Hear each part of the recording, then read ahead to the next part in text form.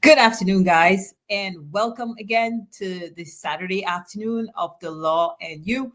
Today's edition is brought to you once again by Washington Law Firm, located at 455 Utica Avenue, Brooklyn, New York. As I get through today's edition of the Law and You, I encourage you guys to press the like button and to share this video so that people who need to hear this content will be able to hear it. It will reach the right audience. So I encourage you to share this with your friends, your family, your neighbors, whoever you might have that you know this content will be helpful to. I encourage you to share it because it's your help that helps me to continue this program of bringing you the Law and You every Saturday at 4 p.m. So today, guys, we're going to be speaking about a trust versus a life estate. So for those of you who have real property and sometimes you want to know what is best for you to do, let's get into it today. We'll be dealing with a life estate versus a trust. Let's start with a life estate, because if you look back at some of my videos, you will see that I've dealt with a trust in the past, a revocable and irrevocable living trust. So let's talk a little bit today about what is a life estate and who should get a life estate. Now, a life estate is exactly what it says. You get an estate until you die. So at the time of death, whoever you choose that the remainder estate should pass down through, that remainder interest continues to the person who you wanted to inherit the remainder interest in your real property. A life estate is more akin to real versus personal property. So when we talk in the context of life estate, think about real property. And in this context, we're not speaking about those people who have like billions of dollars in real estate. We're speaking about one of the smaller real estate owner, like for instance, a person who might own maybe one or two real properties somewhere in the state of New York. And you're thinking to yourself, what should you do with that estate? Now, one of the reasons a life estate is encouraged is for those people who might end up taking social services in the state in which they're living in. They might need to get long-term care in a nursing home facility, or they might be prone to some sort of chronic illness and they have no way of dealing with it. And the possibility of that person ending up in a nursing home is a very, very high likelihood. So in order to preserve your assets for your loved ones or the people that you're going to be leaving behind, sometimes it's advisable that you create what is called a life estate. There are cases where where people are afraid or they're fearful that if they do take a life estate, they're concerned. That's one of the reasons why people do not transfer their real property to their children, because some children will actually turn around and sell that property with you in it. Case on point, once a person who wasn't my client, but they were a client of an attorney who I once was friends with, and the attorney did assist that client in transferring his assets to the mother of his child so that the child would inherit when the child become 18. Unfortunately for that man, the attorney who did the transaction did not secure a life estate for him. And when that child became 19, I actually ended up being the one to represent that child. He was in the process of selling the property, even with his father in there, so that he can have that money, that assets. Because once he turned 18, he told his mom, listen, I would like you to transfer back this property. I would like you to transfer this property to me so I can sell it. And the mother did exactly that. And while his father was still living in that property, he was attempting a sale. The father went and hired an attorney. Ultimately, the outcome was not that great for that father. The property ended up being sold. And fortunately, he got an interest in his own property that he was entitled to live in until death.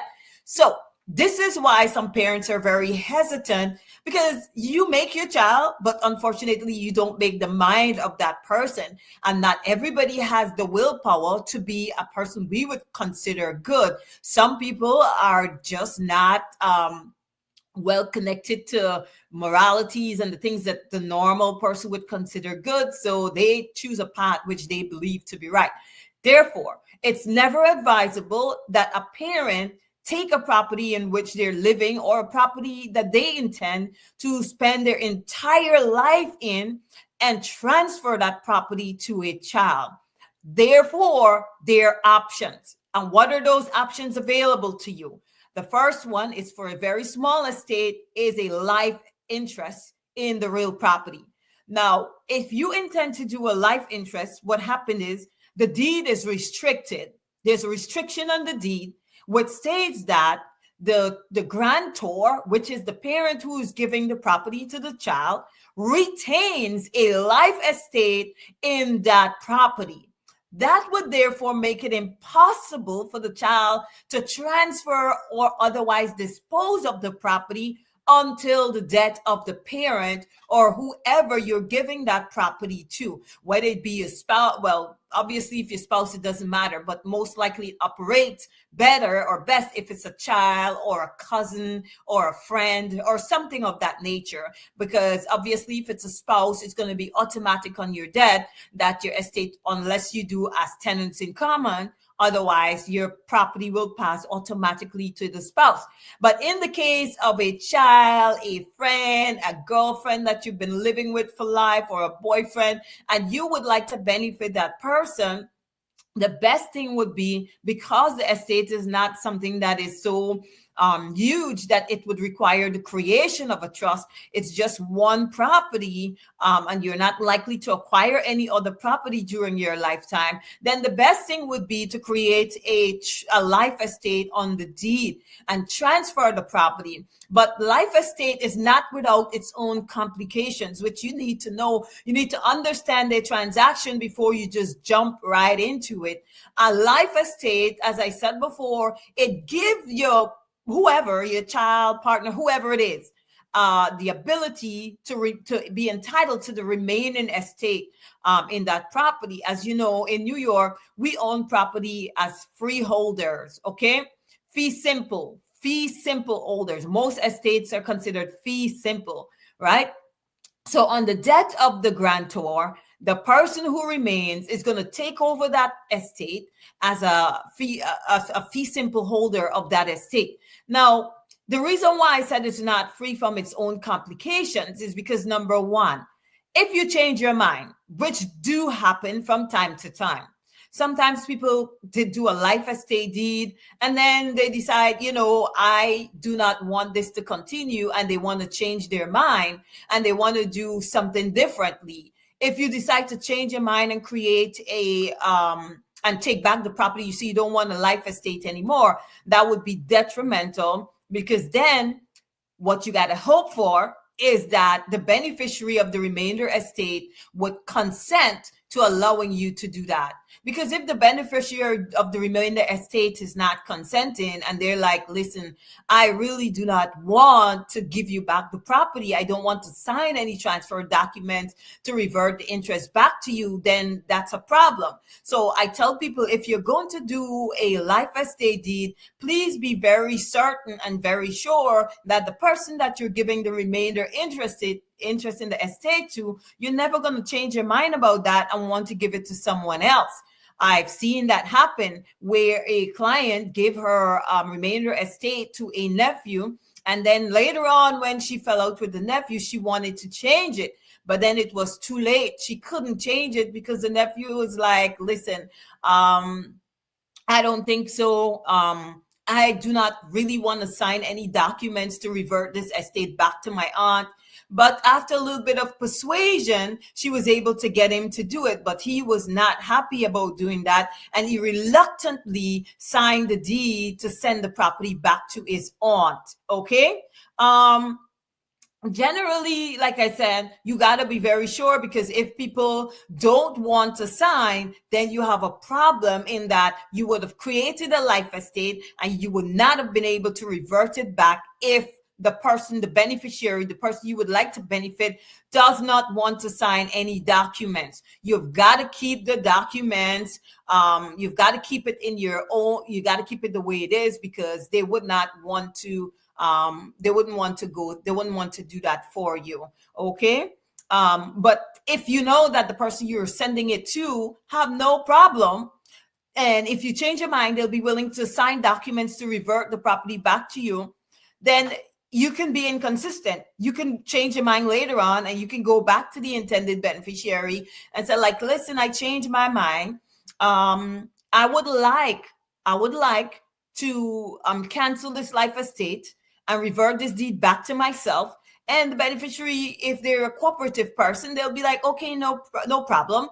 I will sign it and give it back to you. And then you can choose to give it to a different person, or you can choose to leave it as is and then make a will or whatever it is you're deciding to do. But generally, when there's just one single real estate, unless the real estate, let's say it's worth millions of dollars, because a single real estate could be worth $4 or $5 million or more, depending on the size of the property. Some people have multi units in it. So it has like 20 units or 30 units in one building, an apartment building. In that case, then a trust is warranted. But if it's like a single family house that you own that is only worth $500,000 or less, then there's no point in creating a trust, because you would have spent more money to create that trust than it would have cost anyway to maybe create a life estate in the property, because the life estate in the property is not worth that much. Okay.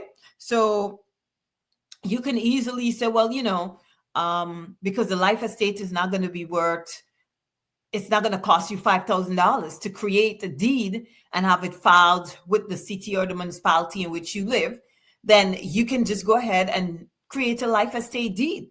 It will be cost efficient for you. You wouldn't spend a whole lot of money on that.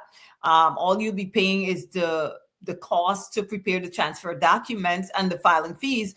And that will significantly reduce the cost to you, bearing in mind the caveats that I mentioned earlier about if you transfer that, you put somebody to you enjoy the remainder interest, and then you change your mind eventually. The problem is getting that person to sign the documents to revert the deed back to you if you should change your mind.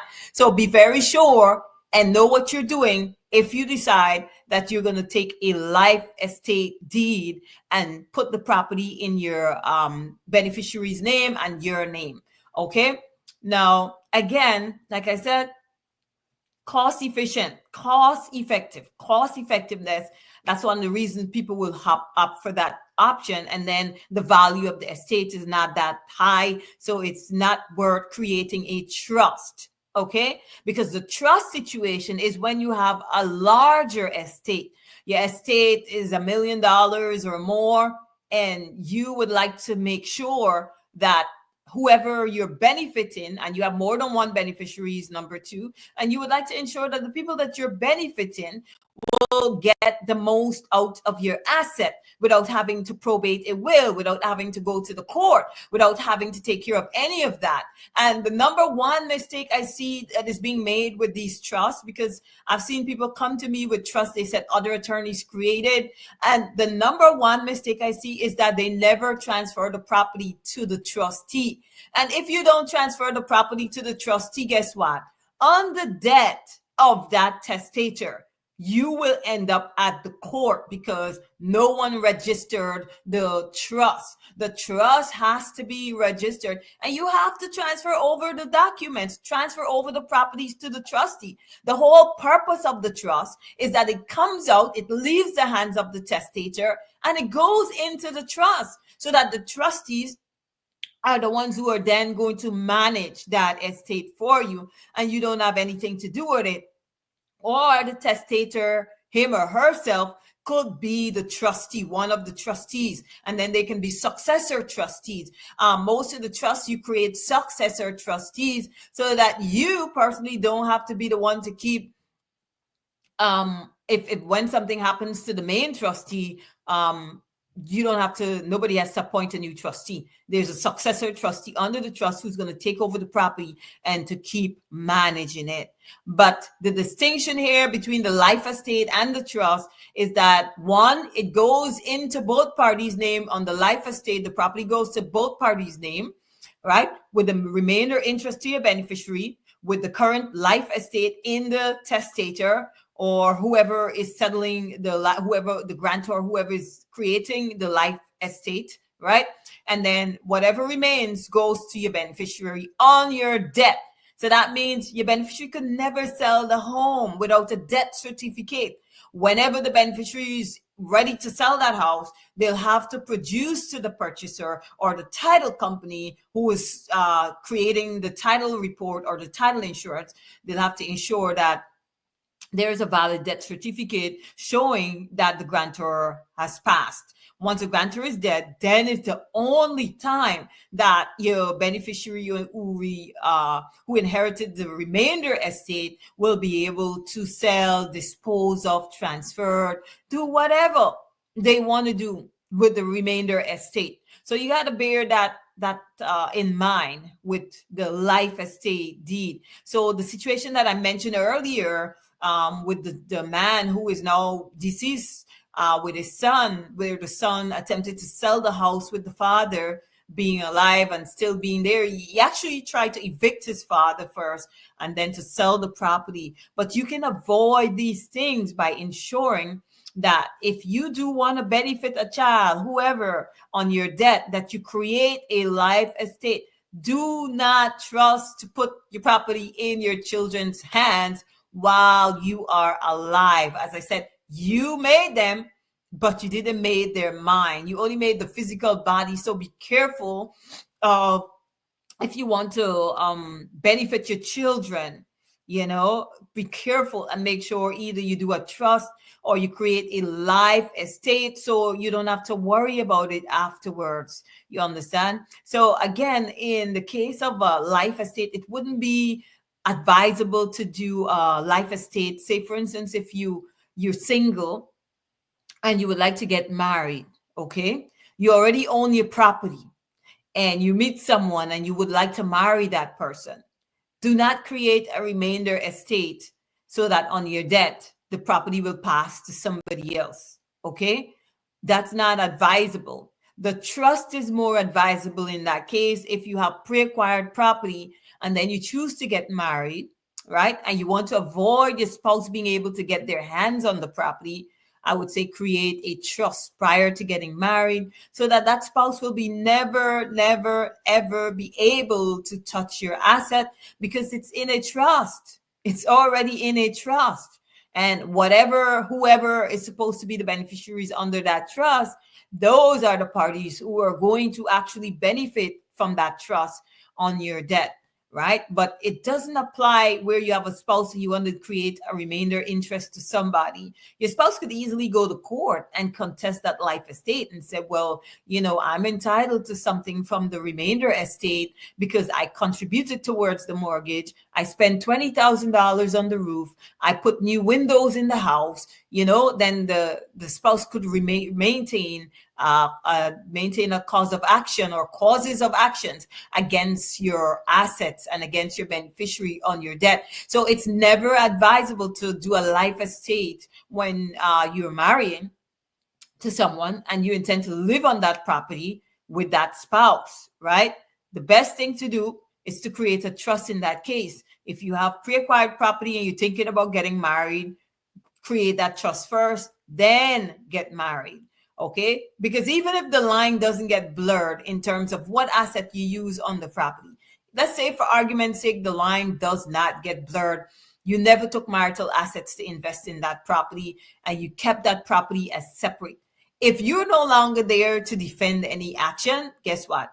Your beneficiary has a right, and your beneficiary, your wife who survives you, could go to the court anyway and still file an action against the remainder beneficiary. You're no longer there to say, well, it's true or it's not. And that will put your beneficiary to cause to have to go to court and to defend it and to say, well, this never happened. There was no situation where there was no situation where the spouse was actually putting money into the property, investing into it, but you're no longer there to defend. And your beneficiary, chances are, wouldn't know.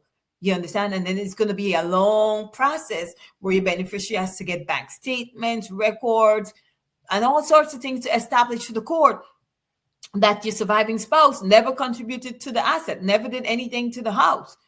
But it makes sense to avoid that, right? So your beneficiary wouldn't be put to great cost while you're no longer here. So in that case where you marry somebody after you acquire that asset, a trust is much more effective in protecting that asset, right? And in the case of the life estate, that's more appropriate where you maybe have just one child and it's a small estate and there's not much. Is maybe it has equity of up to $500,000, even up to $1 million in assets. Still not a lot to be thinking about creating a trust for one child, unless you have grandchildren also you would like to benefit, or you have a surviving spouse who you would like to benefit, and that spouse was not a person who contributed towards that asset or assist you in acquiring that asset. But you would like that spouse to remain in that property and to live there until that spouse dies. So in that case, yes, I will say go ahead and create a trust. Otherwise, you just have one child, one asset, doesn't have much value. You have a mortgage to pay off. Still, I would say go ahead and make a life estate deed so that you'll enjoy that property for the rest of your life. And after that, your surviving beneficiary can take that property and do whatever it is that they choose to do with it. And there will be no problem. Okay. So this is what my thoughts are, and I thought I would share this with you. Again, guys, this program is brought to you by Washington Law Firm. We're located at 455 Utica Avenue in Brooklyn, New York. And I encourage you guys to continue to share this live. Share it with all your friends, all your family, your neighbors, whoever. Share this live. And I want to thank all of you who come here from week to week to watch this program. I thank you so much for all of your support. For those of you who've been referring our firm to your friends, your family, whoever, thank you so much. We get so many referrals, and people often tell us, oh, this person referred me or that person. Sometimes I don't readily know who it is, but whoever you are that has been referring us to your friends, your family, I thank you. And we're grateful for all of your love and support, guys. And I know that we're in the Christmas season. Many of you are celebrating. So I want to take this time out to wish you guys a Merry Christmas. And I know that 2025 is going to be a great year for all of us. And I'm looking forward to continued support from every single one of you guys. Thank you so much again for all the support. And for those of you looking, the number, if you need to call the office, the number is right on the screen. It's 718-877-3100. Continue to share the link. I encourage you. Don't stop sharing. Like and share. That like button means a lot, because it means that the algorithm is going to pick up the video and it's going to be able to reach so many more people once you click on the like button and click the share button, guys. Okay, I hope that today's edition was enlightening for some of you. If you're wondering, should you do a life estate? What is a life estate? Should you do a trust? What is a trust? And I have done prior videos explaining what a trust is. So today I focused on the life estate, and I hope it was informative to those of you who did not know what a life estate is. I trust that after today you understand the life estate and you'll be able to do it. And also note, guys, that if you're buying a property, you can also explore the possibility, if the mortgage company would allow you, to purchase your property on a life estate. The bank might not agree. So if the bank doesn't agree, then you just buy the property with your name on a bargain and sale deed. And then afterwards, you can change it over to a life estate deed at any time. I've just recently witnessed an elderly woman purchasing a property with the help of her son and her brother. And I think in that case, it would have been very appropriate for her to either create a life estate afterwards or at some point. The reason being, her son contributed and he was assisting her in coming up with the deposit, the security deposit, or the down payment, we call it, for the property. So I'm thinking maybe at some point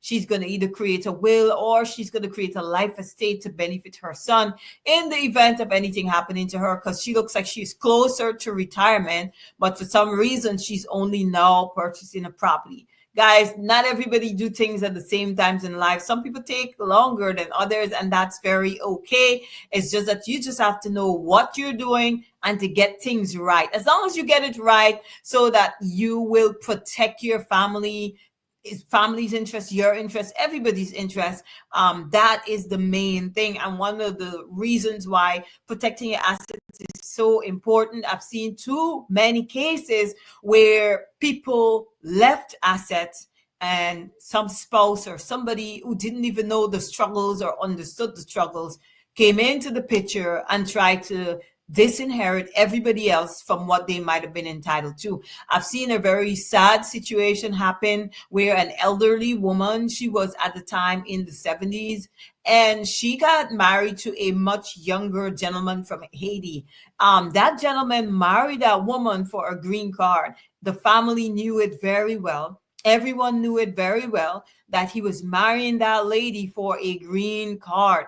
And on the death of that woman, do you know, even though that gentleman was aware that it wasn't a legitimate marriage, it was for the purposes of her helping him. And the lady probably needed some help too, because he was helping her, and he was mostly driving her car. I mean, I got this information secondhand from one of the ladies' beneficiaries on her estate, said that the husband was, assisting her with errands, going to the supermarket, making sure that she had everything at the home. And do you know, at the death of that woman, that man decided to go and hire an attorney and to fight the family for his elective share in the lady's asset, because she died. I think, I'm trying to remember if she had a will or she died intestate. Either way, if she died intestate, the law permits the husband to get 50% of any assets that she left behind. And that man tied up that entire estate because he meant that he must get what he thought he was entitled to, even though he had nothing to do with that lady's assets, was nowhere around when she purchased the house, was nowhere around when she was working in or during her working years, but rather he met her like maybe a year before she died. And he was able to go to the court and to fight that lady's family for what he thought he was entitled to. So guys, be very careful, protect your assets, and just note whether or not you're marrying for love or just business, protect yourself, protect your asset, protect your family. Make sure that your family are taken care of should something happen to you. Make sure that you either create that life estate interest upfront or create a trust. Do not take chances, guys. Again, thank you so much for joining me today for the Law and You. And I do hope you enjoy the rest of your weekend. And I do also hope that I'll see you again next week, Saturday at 4 p.m. so that we can discuss the law and you, issues affecting people every day as it relates to the law. That's what this show about. Thank you so much, guys. Again, if you need legal advice consultation, my number is right on the screen, 718-877-3100. Thank you so much, guys. Enjoy the rest of your weekend, and I'll see you next Saturday.